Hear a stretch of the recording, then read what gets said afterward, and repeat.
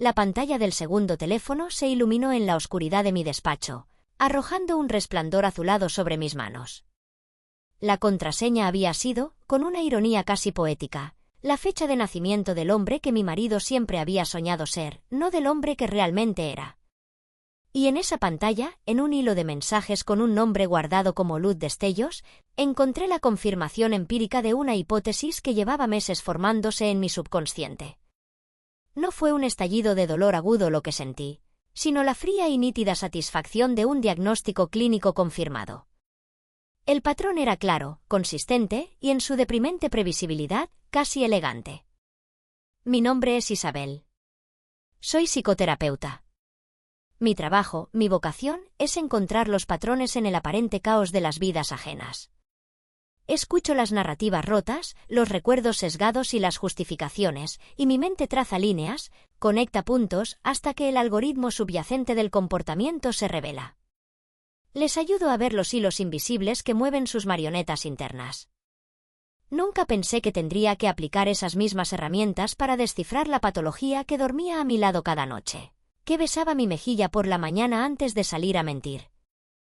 Mi marido, Mateo, el hombre encantador, carismático y exitoso que todos admiraban, era mi caso clínico más complejo, hasta ahora, deliberadamente no examinado.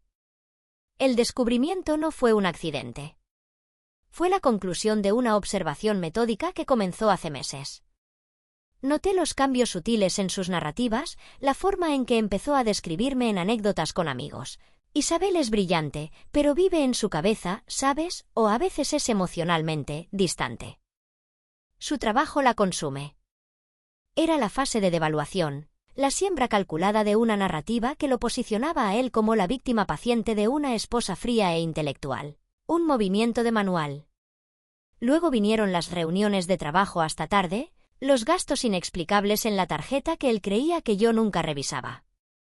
Pero la verdadera bandera roja, la que me obligó a pasar del análisis pasivo a la investigación activa, fue el descubrimiento de ese segundo teléfono.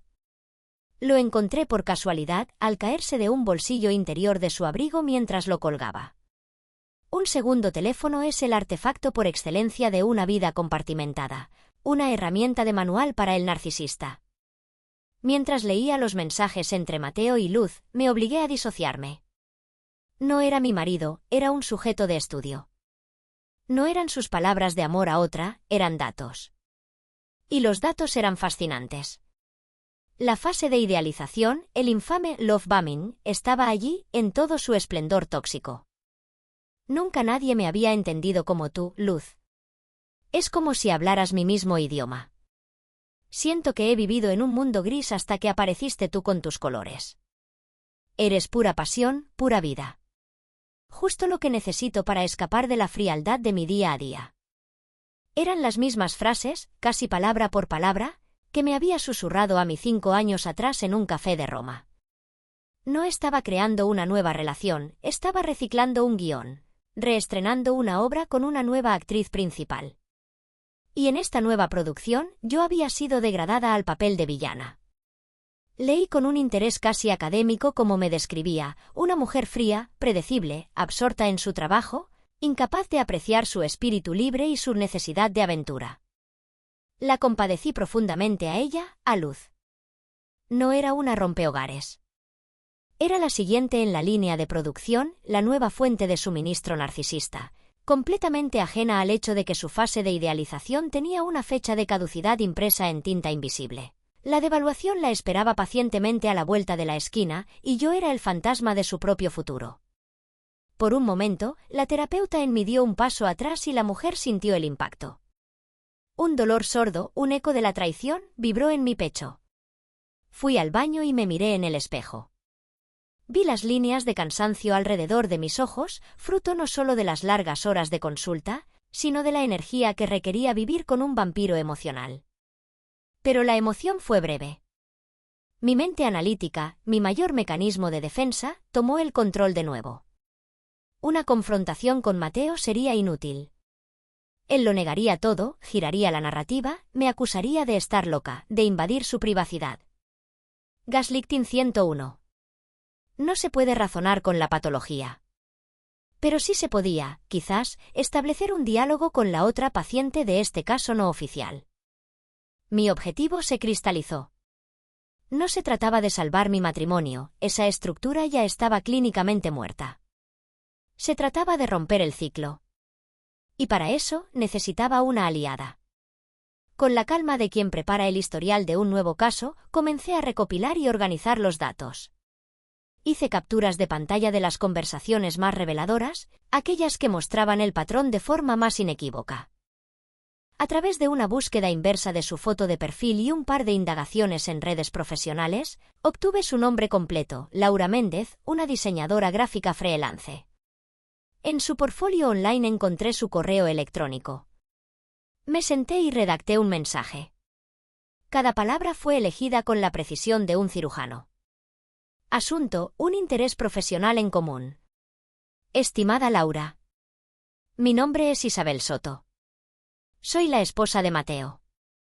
Me dirijo a usted como profesional. Entiendo que este correo es poco ortodoxo y puede resultarle alarmante. Le aseguro que mi intención no es la confrontación. He observado un patrón de comportamiento que creo que nos afecta a ambas, aunque de maneras diferentes. Me gustaría proponerle una reunión para discutirlo. No se trata de lo que usted probablemente imagina. Se trata de un análisis objetivo de una dinámica recurrente. Le ruego que considere mi propuesta. Creo firmemente que mi perspectiva puede resultarle, como mínimo, esclarecedora. Atentamente, doctora Isabel Soto. La respuesta de Laura fue predeciblemente hostil. No sé de qué me habla. Déjeme en paz. Era una respuesta defensiva estándar, un muro levantado a toda prisa. No me inmuté. Esperé unas horas para que la disonancia cognitiva hiciera su trabajo. Luego le envié un segundo correo. Asunto: patrones. Estimada Laura. Entiendo su reacción. La negación es una defensa común frente a una información que contradice una narrativa personal muy arraigada. No insistiré más, pero le dejo 2 piezas de datos para su consideración. Atentamente, Isabel. Adjunté 2 archivos de imagen. El primero era la captura de pantalla del mensaje de Mateo a ella. Siento que he vivido en un mundo gris hasta que apareciste tú con tus colores. El segundo, una captura de un correo que Mateo me envió a mí en 2019. Mi vida era en blanco y negro hasta que llegaste tú, Isa. La respuesta tardó menos de 5 minutos. Una sola palabra. ¿Dónde? Elegí un café neutral, un lugar impersonal, luminoso y concurrido, a medio camino entre su apartamento y mi consultorio. Llegué primero. Cuando Laura entró, la analicé con una mirada profesional. Era más joven que yo, con una energía vibrante que ahora estaba contenida por una tensión palpable. Su lenguaje corporal era un grito silencioso, brazos cruzados firmemente sobre el pecho, la mandíbula apretada, una postura defensiva que desafiaba al mundo. Se sentó frente a mí, dejando su bolso sobre la mesa como una barrera adicional. «Tienes 5 minutos para explicar esta locura», dijo. Su voz era un intento de firmeza que apenas ocultaba un temblor de miedo y confusión. Asentí lentamente, sin romper el contacto visual. «Gracias por venir, Laura. Valoro tu valentía. Y no te preocupes, no estoy aquí para culparte ni para hacer una escena.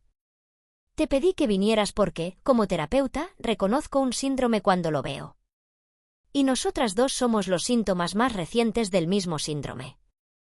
No estás teniendo una aventura con mi marido. Estás siendo procesada por un sistema. Un sistema cíclico que conozco muy bien». Abrí mi tablet sobre la mesa.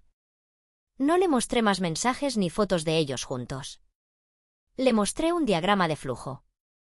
Un simple gráfico que uso a veces con mis pacientes para ilustrar dinámicas relacionales. En la parte superior, en un círculo, ponía el ciclo del abuso narcisista. De él salían 3 flechas que apuntaban a otros 3 círculos: idealización, devaluación y descarte. Deslicé mi dedo por la pantalla y lo detuve en el primer círculo, el de la idealización. Eres la única que realmente me entiende. Eres pura pasión y vida. Mi esposa es fría, vive en su cabeza y no me valora, recité algunas de las frases de Mateo. Mi voz era calmada, clínica. Aquí es donde estás tú ahora mismo. Es una fase embriagadora, diseñada para crear una dependencia total. Los ojos de Laura se abrieron de par en par. La hostilidad en su rostro comenzó a disolverse, reemplazada por el shock del reconocimiento. Con un movimiento lento, deslicé mi dedo hacia el segundo círculo de evaluación. Eres demasiado emocional. Estás exagerando, necesitas calmarte. Te estás imaginando cosas. A veces eres agotadora. Esta fase empieza sutilmente. Comienza cuando la fuente de suministro deja de ser nueva y perfecta. Aquí es donde estoy yo. Laura tragó saliva, el color desapareciendo de su rostro. Estaba viendo el guión de su gran historia de amor, expuesto como una enfermedad en un libro de texto de patología. Por primera vez, no me miraba como a una rival. Me miraba como si yo fuera el fantasma de su propio futuro. La dejé en silencio por un momento, permitiendo que la horrible verdad se asentara. Luego, la miré directamente a los ojos, ya no como una terapeuta a una extraña, sino como una mujer a otra. El tercer círculo es el descarte. Ocurre cuando se asegura una nueva fuente de suministro y el ciclo vuelve a empezar, con una nueva persona en la fase de idealización. La pregunta, Laura, no es si él te hará lo mismo que a mí. Eso es una certeza clínica. La pregunta es si quieres ayudarme a escribir un capítulo final para este manual. Uno que él no espera en absoluto. Los ojos de Laura se clavaron en el diagrama de flujo. Vi una guerra librándose en su interior, la negación, desesperada y furiosa, luchando contra el reconocimiento, frío y devastador. La lealtad que él había fabricado con tanto esmero luchaba contra la lógica implacable de mis palabras. Su primer instinto, como era de esperar, fue atacar al mensajero. No, susurró, pero su voz tenía un filo. Él no es así. Él me quiere. Esto es un truco. Tú solo estás intentando manipularme. Eres una esposa celosa y despechada que no soporta haber sido reemplazada. No rebatí la acusación. No me defendí. Simplemente asentí, dándole espacio para que su reacción siguiera su curso. Era un paso necesario. Entiendo perfectamente que lo veas así, Laura. De hecho, es fundamental para su estrategia que me percibas exactamente de esa manera. Te ha estado preparando para este momento, para que desconfíes de mí y descartes cualquier cosa que yo diga. Es un mecanismo de defensa brillante para proteger su narrativa. Piénsalo.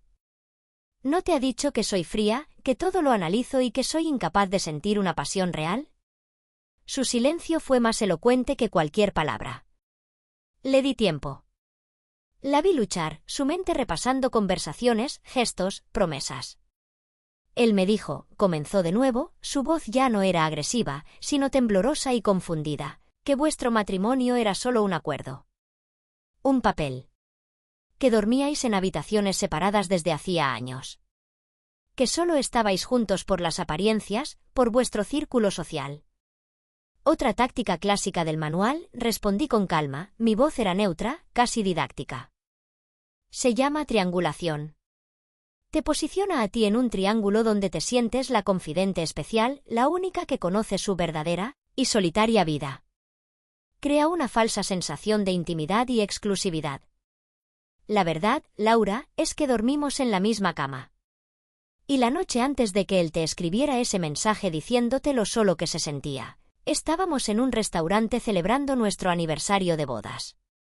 Saqué mi teléfono y le mostré una última cosa. Una foto de esa noche. Nosotros dos, sonriendo a la cámara, con una copa de vino en la mano. La fecha era claramente visible en la esquina de la pantalla. Laura miró la foto, luego miró su propio teléfono, donde seguramente tenía guardado el mensaje de él quejándose de su profunda soledad. Y entonces, la presa se rompió. Las lágrimas comenzaron a rodar por sus mejillas. No eran las lágrimas de ira de antes, sino las lágrimas amargas y silenciosas de la desilusión. El derrumbe completo de una realidad fabricada. Esperé a que los sollozos se calmaran. Le ofrecí un pañuelo. ¿Qué quieres de mí? Preguntó, su voz rota. La guerrera se había ido.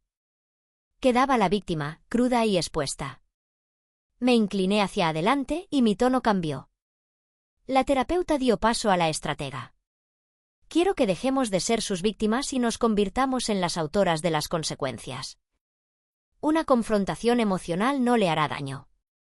Un narcisista se alimenta del drama. Lo usa para sentirse poderoso. Lo que más teme no es que lo dejen, es que lo expongan. Teme la pérdida de su máscara pública, la destrucción de la imagen de hombre exitoso, brillante y admirable que ha construido con tanto esmero. Su reputación, Laura, es su verdadero y único amor. Y ahí es donde vamos a atacar. Vi un nuevo brillo en sus ojos enrojecidos. Las lágrimas se detuvieron. La tristeza fue reemplazada por una fría y dura resolución. Dime qué tengo que hacer. Así se forjó nuestra extraña y poderosa alianza. En las semanas siguientes, nos convertimos en un equipo de investigación clandestino. Nos comunicábamos a través de una aplicación de chat encriptado, usando seudónimos. Yo era Atenea, la estratega. Ella era Némesis, la ejecutora de la justicia. Mi papel era el espionaje doméstico, un campo de batalla silencioso. Con Mateo cada vez más absorto en su fase de idealización con Laura, se volvió increíblemente descuidado. Una noche, mientras él estaba con ella en una cena de negocios, entré en su despacho. El aire estaba cargado de tensión. Cada crujido de la casa me hacía saltar el corazón. Me senté en su silla, su olor a colonia cara aún flotando en el aire, y comencé mi trabajo. No buscaba cartas de amor. Buscaba números. Fotografié extractos bancarios, informes de gastos de la empresa, borradores de declaraciones de impuestos. Y entonces encontré el premio gordo, en una carpeta oculta en el servidor de casa, etiquetada como «Proyectos personales», descubrí una contabilidad paralela. Un meticuloso registro de cómo desviaba fondos. Inflaba las facturas de proveedores para proyectos de su empresa y la diferencia, miles de euros cada vez, era transferida a una empresa fantasma llamada Apex Holdings, registrada en las Islas Caimán. El papel de Laura era la inteligencia social, mucho más arriesgado. Siguió interpretando su papel de amante devota y admiradora. Pero ahora, cada palabra de admiración era una pregunta calculada. Una noche, lo llevó a un restaurante caro, uno de los que él pagaba con los fondos desviados. Mi amor, ese proyecto de desarrollo en el sur del que me hablaste suena tan complejo y brillante, le dijo, sus ojos brillando con una admiración que ahora era puro teatro. Debes ser un genio para hacerlo tan rentable. Y él, henchido de orgullo, se tragó el anzuelo. Para impresionarla, para demostrar lo listo que era, le dio los detalles. El secreto, mi luz, no está en el proyecto en sí, sino en la estructura. Uso una consultora externa para los estudios de viabilidad, Apex Holdings. Son caros, pero los mejores. Me permiten optimizar los costes de una forma creativa. Laura memorizó el nombre. Esa noche, en nuestro chat seguro, me lo transmitió. Némesis mencionó Apex Holdings. Dijo que era su caja de ahorros creativa, punto. Atenea, bingo. Acabo de encontrar transferencias por más de 200.000 euros a esa misma compañía en el último año. Tenemos el vínculo.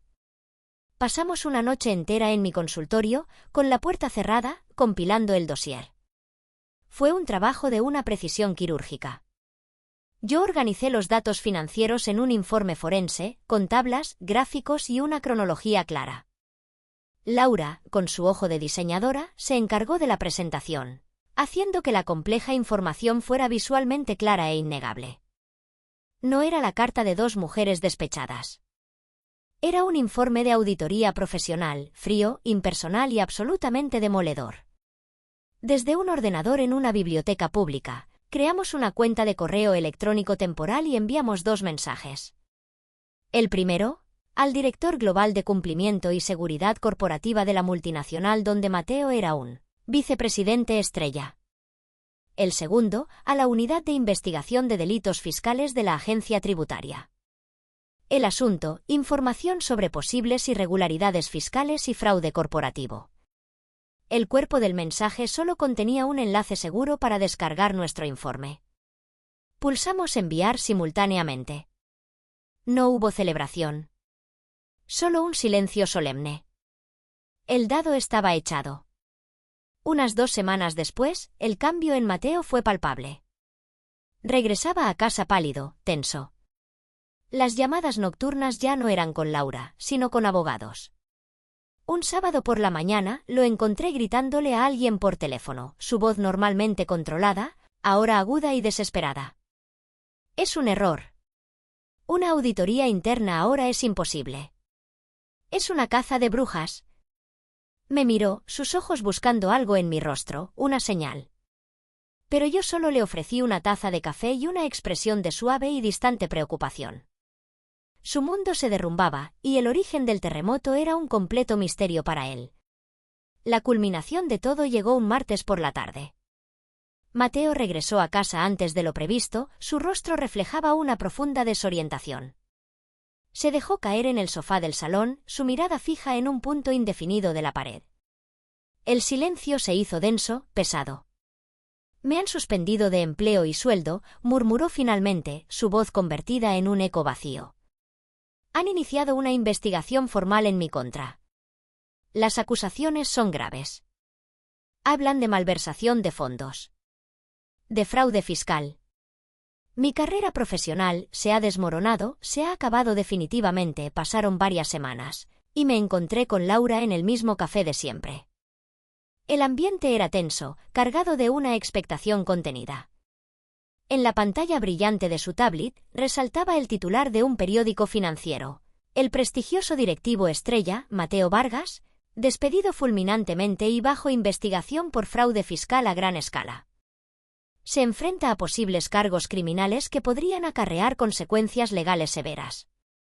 La noticia detallaba los pormenores de la investigación, las sumas de dinero involucradas y el impacto en la reputación de la empresa. Nuestra venganza, largamente planeada, había llegado a su fin.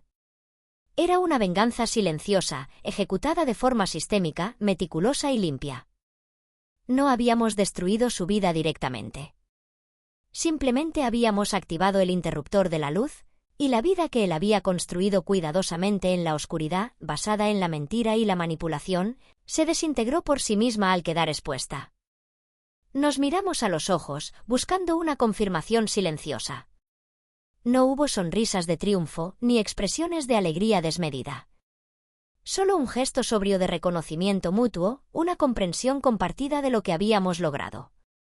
El patrón destructivo está roto, dijo ella con una voz suave, pero firme. Ahora, finalmente, podemos empezar a dibujar los nuestros, basados en la honestidad y la transparencia, respondí, sintiendo un peso enorme levantarse de mis hombros. Pagamos la cuenta y salimos a la calle, respirando el aire fresco de la tarde. Nos despedimos con un simple gesto de la mano, un adiós discreto pero significativo. Caminamos en direcciones opuestas, cada una siguiendo su propio camino, ahora libres de la sombra de Mateo y de todo el sistema de manipulación del que, juntas, habíamos logrado escapar después de años de lucha y sufrimiento. Dejábamos atrás no solo a un hombre caído en desgracia, sino a toda una estructura de poder corrupta que se había aprovechado de nuestra vulnerabilidad. La liberación era completa.